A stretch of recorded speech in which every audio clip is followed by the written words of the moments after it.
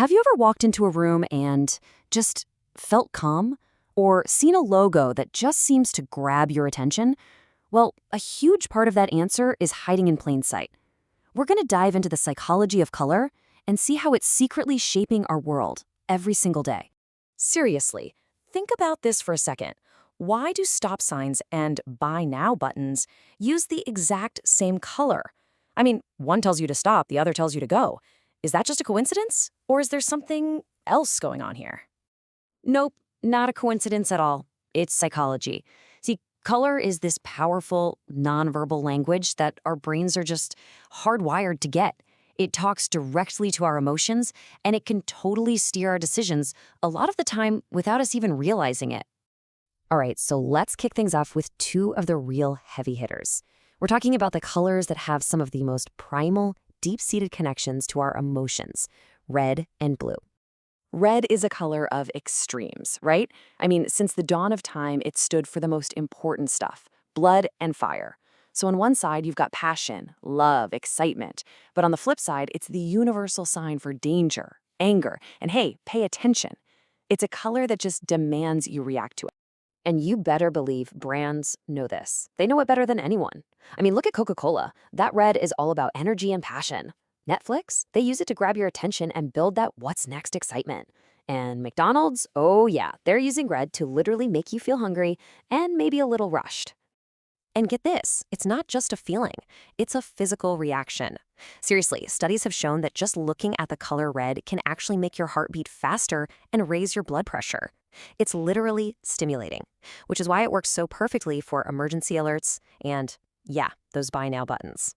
But, all that high energy, high alert stuff, it has a downside. When you actually need to focus, red can be super distracting. There was this one wild study where students who just saw the color red right before a test, they scored over 20% lower than students who saw a calm color like green. Crazy, right? Okay, so if red is the color that gets us all revved up, what's the color that does the opposite? What brings us back down to earth? You guessed it, it's blue. Just picture a clear, endless sky or a deep, calm ocean. Psychologically, blue is cool, it's relaxing, it can even lower your blood pressure. It just creates this sense of peace. Now, of course, there's a flip side. That's where we get the whole idea of feeling blue, when we're sad. But mostly, blue just screams trust and stability. And that's why you see it everywhere.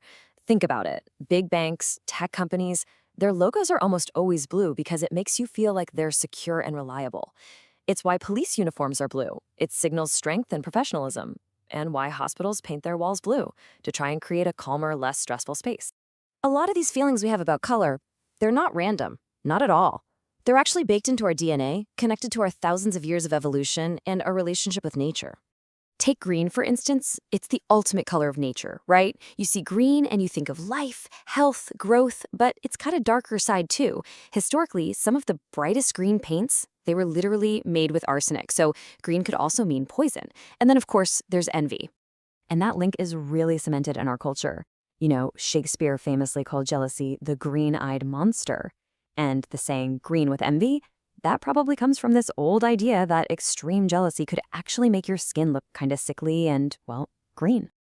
Okay, what about yellow, the color of sunshine? It feels happy, right? It's optimistic. But its most interesting effect is actually on your brain. Psychologists believe yellow stimulates the left side of the brain, which is where all our logic and analytical thinking happens. So it's great for creativity and clear thinking. But just like red, it's also a warning color. Think caution signs and traffic lights. So moving beyond nature, for centuries, certain colors were used to send a really clear message about where you stood in society. We're talking about status and power. And the king of all status colors? Purple. Hands down.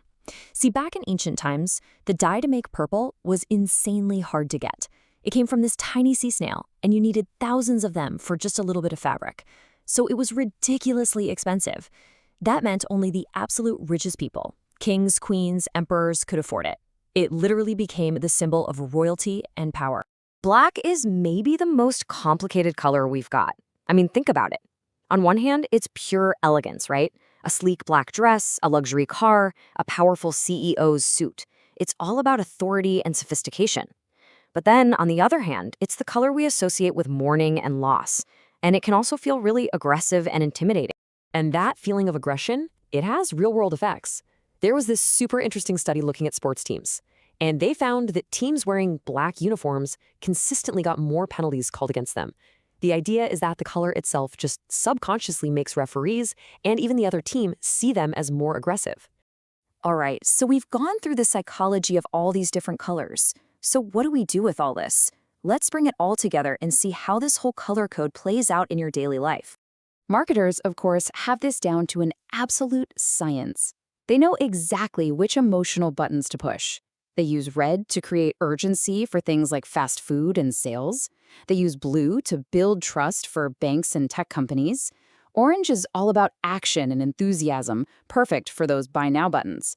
And green, that's for anything related to wellness or the environment. Trust me, it is a calculated choice every single time. And hey, you can use this knowledge too. The whole key is just being intentional about it. Got a big meeting where you need to seem trustworthy? Wear blue. Want to project a little more power or dominance? Maybe try a splash of red. If you're setting up your workspace, think about using green to help you focus, or yellow to spark some creativity. And the next time you're shopping online and you see that big bright orange button, just take a breath. Remember, it's designed to make you feel a false sense of urgency. So, from the clothes in your closet to the apps on your phone, color is constantly sending these little signals. But now you know the code. You understand the language it's speaking. So the only real question left is, how are you going to use it?